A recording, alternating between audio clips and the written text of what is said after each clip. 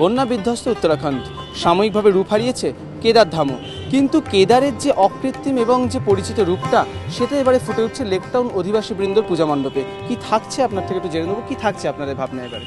এবছরে আমাদের প্রায় 10 মাস আগের ভাবনা মহাশৈলে শিবানী।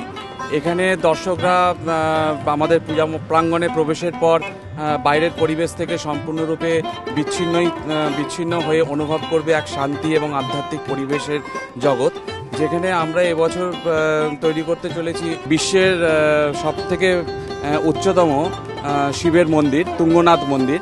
পঞ্চকেদারের মধ্যে এটা একটা কেদার।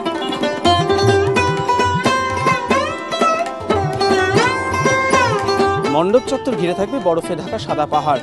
দর্শকরা যখন মণ্ডপ চত্বরে প্রবেশ করবেন তখন দেখবেন বিশাল ধ্যানস্থ এক শিবমূর্তি, আর তার দুপাশে মন্দিরের সারি অতিক্রম করে গর্ভগৃহে প্রবেশ, সেখানেই দেবী দর্শন। আর এখানে উদ্যোক্তারা যেটা দাবি করছেন, দর্শকরা যখন এখানে প্রবেশ করবেন তখন বাইরের দুনিয়া থেকে সম্পূর্ণ ভিন্ন এক পরিবেশ পাবেন তারা। অর্চিক ভট্টাচার্য, এবিপি আনন্দ, কলকাতা।